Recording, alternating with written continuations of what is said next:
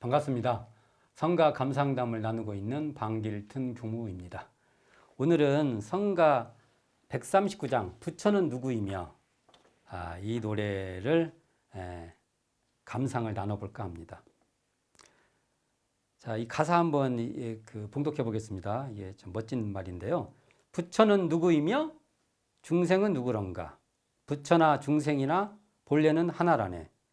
구름이 흩어지면 푸른 하늘 비치듯이 본래자리 깨고 보면 우리도 부처라네. 1절이죠. 2절은 부처는 누구이며 중생은 누구런가? 부처나 중생이나 본래는 하나라네. 사랑과 미움이야 연잎에 이슬이라. 한마음 찾고 보면 우리도 부처라네. 1절과 2절이 이렇게 어떤 비슷한 내용이면서라도 그 맛을 달리 설명하고 있는데요. 자, 성가 139장 부처는 누구이며는 효산 손정윤 교무님이 작사한 노래입니다. 자, 효산 손정윤 교무는 평소에 선시를 즐겨 써서 이렇게 책도 내고 그러셨어요. 선시를 많이 쓰셨어요. 그러니까 선시를 통해서 선의 의문표와 느낌표, 이 효사님은 이 말씀을 즐겨 하셨어요. 선의 의문표와 느낌표를 이렇게 깊이 침잠했던 것이죠. 쉽게 이렇게 음미해 보이신 것이죠. 그래서 성가 139장도 이런 선의 의문표와 느낌표의 선맛이 물씬 풍기는 그런 내공 있는 선시다. 이렇게 말할 수 있을 것입니다. 정산중사 법어 원리편 11장에서 정산중사께서는 이렇게 말씀하십니다. 본래 선악과 염정이 없는 우리의 본성에서 범부와 성인인 그 범성과 선악의 분별이 나타나는 것은 우리의 본성에 소소영령한 영지가 있기 때문이다. 자, 이 말은요, 분별망상이라는 것은 우리의 본성에 밝은 마음이 원래 있기 때문에 생긴다는 것이에요. 그러니까 우리에게 원래 우리 본성에 밝은 마음이 없다면은 분별반상이 생길 수 없다는 거예요. 이게 말이 참 재밌잖아요. 이것을 비유를 한다면 그 그림자가 빛이 있기 때문에 생긴다는 거예요. 빛이 없으면 그림자도 없다는 것이에요. 이게 비유입니다. 이걸 또 막 과학적으로 막 따지고 하면 안 돼요. 어떤 비유란 건 뭘 설명하기 위해서 우리의 이해를 돕기 위해서 하는 것이지 이걸 뭘 사실적 관계를 따지려고 하는 게 아니에요. 그러니까 이 비유에 따른다고 하면 빛이 없다면 그림자는 애초에 있을 수 없다는 것이에요. 그러나 반대로요. 그림자가 없다고 빛이 없는 것은 아니라는 겁니다. 그림자가 없다고 빛도 없다 이렇게 말하면 안 된다는 것이죠. 빛은 그림자의 영향을 받지 않는 그런 여여한 존재이기 때문인 것이죠. 자, 이건 또 비유를 한번 바꿔볼게요. 파도는 바닷물이 있기에 파도가 있는 것입니다. 만일 바닷물이 없다면 파도는 처음부터 생길 수 없는 것입니다. 근데 만일 이 비유를 확대해서 파도가 없다면 바닷물도 없다고 하면 이는 그냥 개념적인 귀결일 뿐이에요. 논리적인 내용으로 사실은 논리적인 함정에 빠져버리는 것이죠. 마음의 실상을 모른다는 것입니다. 그러니까 이 비유의 그 참된 뜻은요, 원래 뜻은 바닷물이라는 그 진체는 파도라는 현상의 존재 근거라는 것이죠. 바닷물의 그 본 모습은 파도라는 그 현상을 초월해 있고, 그러니까 현상 초월적이라는 것이죠. 파도라는 현상은 바닷물이라는 그 본지, 진이, 그 바탕에 참된 그 자리에 의존해 있다는 겁니다. 이것을 언어로 한다면 본체 의존성이다. 이렇게 말할 수 있죠. 이걸 또 풀어보겠습니다. 물이 있기에 바람이 불어 풍상이 있게 됩니다. 이게 바람에 따라서 이렇게 모습이 막 이렇게 생기죠. 파도도 치고 막 풍랑이 일고 막 그러지 않습니까? 만일 물이 멸하고 없다면 풍상이 생길 수가 없습니다. 그러나 우리가 물이 있기에 풍상이 생긴다고 하여 풍상이 없으면 물도 없다는 말은 성립이 안 됩니다. 아까도 설명했죠. 한번 물은 풍상이 있기 위해 물이라는 것은 풍상이 있기 위해 필요한 거예요. 물이 있으니까 그게 생긴다는 것은 필요하게 되는 것이지만 물이 있다고 반드시 풍상이 있는 것은 아닙니다. 물이 있어도 풍상이 없을 수도 있으며 거꾸로 풍상이 완전히 없어요. 그러니까 파도가 없죠. 그래도 그 물은 존재한다는 거죠. 이게 비유입니다. 결국 물은 풍상이 있는가 없는가에 상관없이 있는 것입니다. 자, 이것을 우리의 마음 세계로 가지고 한번 와 보겠습니다. 무명을 제거할 때에도 무명이 드러나는 모습 중에서 무명 자체는 파괴되죠. 무명 자체는 탁 사라지죠. 그 안에 함께 있는 각성은 파괴되지 않는 것입니다. 무명이 있다고 해도 그 안에 각성이 있는 것이죠. 자, 이것을 다시 한번 또 살펴보면 본체는 현상이 없어도 있지만 현상은 본체가 없이는 있을 수 없습니다. 그렇게 둘은 같은 것도 아니고 다른 것도 아닙니다. 본체의 성품할 때 성은 현상은 모습상할 때 상입니다. 본체의 성과 현상의 상이 같은 것이 아니라는 점에서 본체의 현상 초월성을 확인할 수 있습니다. 이게 본체라는 건 현상을 초월해 있어요. 우리 마음의 원래 자리는요, 우리의 무명이나 이 번뇌나 이것을 초월해 있다는 것이에요. 그러니까 있고 다른 것도 아니라는 점에서는 현상이라는 것은 본체에 의존해 있다는 것입니다. 이게 본체를 떠나 있지 않다는 것이죠. 그런 의미로 이렇게 설명할 수 있다는 것이죠. 그러므로 부처나 중생이나 본래 바닷물인 것입니다. 다만 여기서 중요합니다. 바닷물로서의 파도인지 바닷물인지 모르는 그런 파도, 풍상인지의 차이만 있는 것입니다. 바닷물과 파도가 하나도 아니고 둘도 아니듯 부처와 중생은 하나도 아니고 둘도 아닌 것입니다. 그러니까 부처와 중생은 완전히 떨어진 자리도 아니지만 그렇다고 해서 또 부처와 중생은 부처는 부처고 중생은 중성이라는 것입니다. 자, 우리가 우리 자신의 본래 마음인 진여성을 자각하지 못하고 자신이 스스로 떠올린 망념과 동일시하여 그 망념에 이끌린다고 해도 그러니까 우리가 망념의 번뇌에 이렇게 들끓어 있는다고 해도 마음 바탕의 청정한 진여성이 사라지거나 망념으로 바뀌게 되는 것은 아니라는 것입니다. 오히려 진여성, 그 본래 자리, 원래 자리, 그 텅 빈 자리, 그 고요한 자리, 그 밝은 자리, 그 청정하고 역력한 자리, 그런 자리가 기반되어 있기에 그 참된 마음자리를 알지 못하는 무명, 미혹이 발생할 수 있다는 것입니다. 우리는 이 지점을 마음의 구조를 제가 지금 여러 비유를 드렸어요.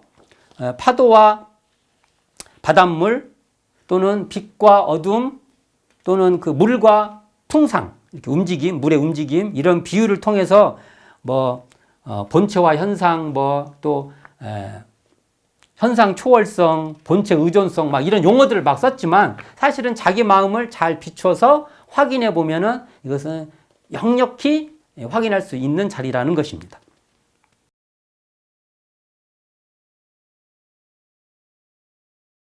그렇다면 이제 성가 139장 부처는 누구며 이 가사를 한번 이 내용에 따라서 한번 살펴볼까 합니다. 자, 구름이 흩어지면 푸른 하늘 비치듯이의 노랫말처럼 푸른 하늘에 떠다니는 구름은 형상입니다. 그냥 이런 모습이에요, 모습. 눈앞에 펼쳐지는 모습이에요. 마치 바다에서 출렁이는 파도와 같은 것입니다. 파도가 본래 바닷물인 줄 모르고 출렁이는 것이 바로 무명입니다. 그게 원래 파도가 바다라는 걸 모르고 출렁이면 그게 무명이라는 것이죠.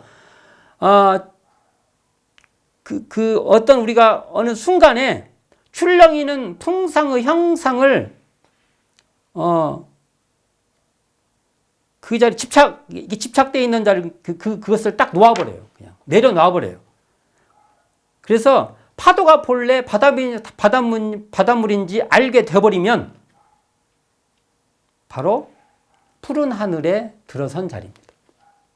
여기 가사로 말하면, 자, 이처럼 푸른 하늘에 떠다니는 구름의 형상을 놓아버리고, 구름의 형상을 거기에 끌려가지 않고 그걸 놓아버리고 그 배경인 푸른 하늘을 직관하면 본래 자리에 들게 된다는 겁니다. 텅 비어 밝게 빛나는 입정처의 본성 자리를 보게 되는 그 순간인 것이죠. 그 순간 우리가 본래 부처인 줄 깨닫게 되는 것입니다. 성품의 푸른 하늘에 흘러가는 구름은 망념에 따라 허망하게 일어났다가 사라지는 그러한 가상입니다. 그게 실상이 아니에요. 가상이에요. 이 구름의 망념인 줄 알아두고 흘려보내버려요. 거기에 끌려가지 않고 그냥 흘려보내버리고 구름이라는 모습에 상 너머의 푸른 하늘의 그 성품자리를 드러내는 겁니다. 마치 구름의 배경에 푸른 하늘이 펼쳐 있듯이 내 눈앞에 지금 현재 구름에 있는 형상이 끌려가지 말고 그것을 드러내고 있는 그 자리, 그 청정한 자리를 딱 드러내면 그게 바로 푸른 하늘이라는 것이죠. 즉 생멸하는 상 너머의 불생불멸의 그 자리에 딱 직입해라. 그 자리에 딱 머물러라. 그쳐라. 그렇게 말할 수 있는 것이죠. 또한 노랫말에 사랑과 미움이라고 나오죠. 2절에 보면 사랑과 미움이야 연잎에 이슬이라 이 단락이 나오죠. 그때 사랑과 미움 이것은요 분별 간택심입니다. 분별하는 간택심인데요. 이러한 분별 간택심은 연잎의 이슬과 같다는 것입니다. 연잎의 이슬은 어떻게 돼요? 그냥 쭉쭉쭉 흘러가 버리지 않습니까? 연잎은요, 이슬에 젖지 않습니다. 이처럼 성품의 연잎은, 비유가 좋죠. 성품의 연잎. 연잎을 성품에 비유한 것이죠. 젖지 않으니까. 분별 간택하는 마음에 젖을 수 없는 자리라는 거예요. 절대로 젖을 수 없어요. 이 자리는.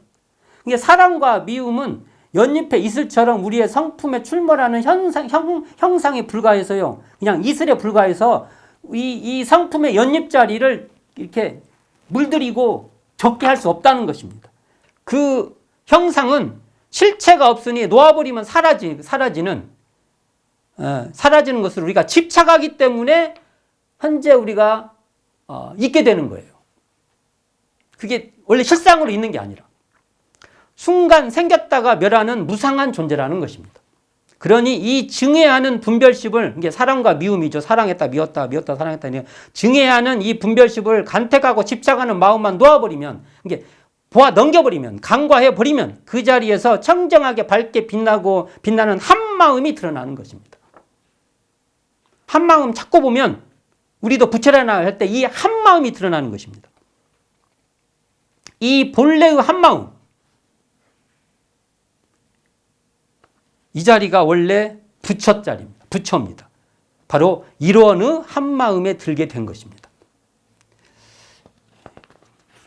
정산증사님께서는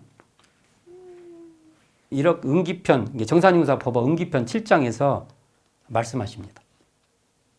본래 성품 자리를 회광반조하여 객진성에 물들지 말아야 된다고 말씀하십니다. 그래서 객진이 뭡니까? 손님이죠, 그건. 연잎으로 보면 이렇게 이슬이 보면 이건 다 손님이에요. 진은 먼지. 그러니까 여기서 보면 연잎의 그 이슬이나 사랑과 미움 또는 푸른 하늘에 구름 같은 것이 다 뭐냐면 객진성이에요. 객진. 객진성이란 말이 참 중요한 말인 것 같습니다.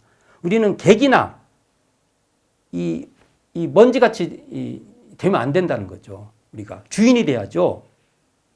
자, 그리고 먼지가 되는 게 아니라 우리가 보물이 돼야 돼요. 참된 보물.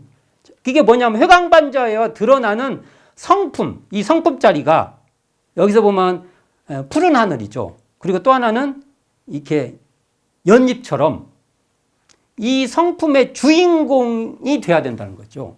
이 성품의 주인공이 보배라면 경계의 물, 그러니까 경계에 따라 이렇게 물 들어가고 끌려가고 하는 것이 다 객이요 먼지라는 겁니다. 그래서 우리는 객진성에 사로잡히면 안 되고 객진성에 끌려다니면 안 된다는 것이죠.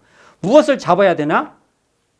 푸른 하늘의 성품, 연잎의 성품, 이 자리를 확실히 잡아야 된다는 것이죠.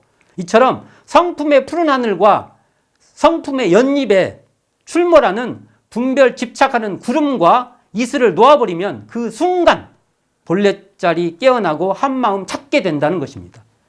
가사에 나오죠. 본래자리 깨고 보면 우리도 부처라네. 이 자리에 들고 한마음 찾고 보면 우리도 부처라네. 이게 한마음과 본래자리를 깨치게 된다. 이렇게 말할 수 있는 것이죠.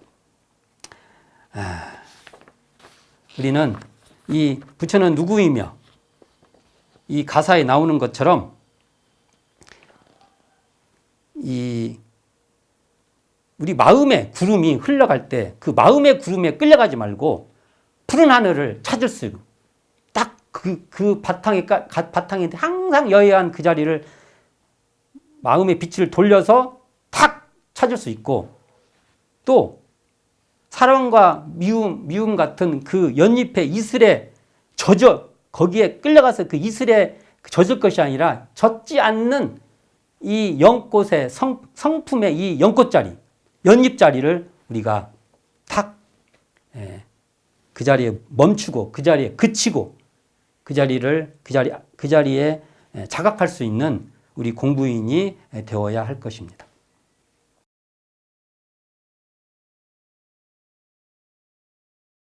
자, 이제 그렇다면 성가 139장 부처는 누구며의 원음 산책을 한번 해볼까 합니다. 저는 이 노래를 들을 때 저는 이렇게 한번 세팅을 미리 해봐요. 제 식으로. 어릴 적 친구하고 옛날 골목길을 막 꾸불꾸불하고 사람도 많았어요. 그 골목길에 애들하고 같이 막 이렇게 놀러 다니고 옆 동네도 놀러 다니고 했던 그런 추억이 떠오르게 됩니다. 이 골목 저 골목을 막 신나게 뛰어다니면서 그 어떤 호기심에 여기 뭐가 있을까 막 찾아다니고 했던 그 궁금함, 그러한 어떤 어린 시절의 정겨움으로 이 노래를 호기심과 정겨움 두 가지가 이렇게 포개해 있는 그 마음으로 이 노래를 들어봤으면 어쩐가 합니다. 호기심이 있어야 이 노래는 잘 이해가 되고요. 또 무언가에 이 안에서 그 어떤 그 안정감 있을 때 훨씬 이 노래에 맛이 있다고 봅니다. 성가 139장은 아마 이게 유일한 그 4분의 7박자 같아요. 4분의 7박, 유일한 4분의 7박자일 겁니다. 이게. 그래서 한 마디에 7박이 들어가니 한 소절이 두 마디로 이루어진 곡이에요. 그래서 7박이잖아요. 7박. 그러니까 강약, 중간약, 중간양약. 이게 기본음이에요. 강약, 중간약, 중강양약. 근데 이때 보면 둘째 음이 길어요. 길어. 여기도 보면 부처 이렇게 길지 않습니까? 길기 때문에 둘째 음을 어떤 이렇게 강한 음색으로 이렇게 강하다는 게 더 세다는 것이 아니라요. 이렇게 뭔가 더 중심이 되는 그 음색으로 불러야 할 것이라고 봅니다. 그리고 첫 소절의 기본음을 바탕으로 음의 오르내림과 푸른과 본래의 가사에 보면 붙임줄로 이렇게 변주시키고 있고요. 이게 붙임줄로 건졌다는 것은 같으면서 다르고 다르면서도 비슷한 음색을 전개해라는 그러한 내용이 있을 것이라고 봅니다. 이런 것은 이게 더 이런 거 생각하면서 부를 때 훨씬 그 맛이 있을 것이라고 보고요. 자, 이 139장 부처는 누구이며 첫 소절인 부처는 누구이며 중생은 누구런가를 어떤 마음으로 부르느냐가 여기에 중심 포인트라고 저는 봅니다. 정산종사께서는 이렇게 말씀하십니다. 정산종사법어 권도편 51장에서요. 법강 항마위까지는 부처는 누구이며 나는 누구이냐 하는 큰 발문을 가지고 기운을 돋우며 정진하여야 하고 법강 항마부부터는 그러니까 앞에는 법강 항마 위까지고요. 지금부터는 법강 항마위부터 그 위까지 위죠. 법강 항마위부터는 중생과 부처가 본래 하나라는 달관을 가지고 상을 떼고 티를 없애는 것으로 공부를 삼아야 그 공부가 길이 향상된다. 라고 말씀하십니다. 이게 또 이런 공부도요. 부처는 누구예요? 부처는 누구이며 중생은 누구런가? 라는 이 마음도요. 법위에 따라 공부의 태도나 그 방향이 좀 다르다는 것이죠.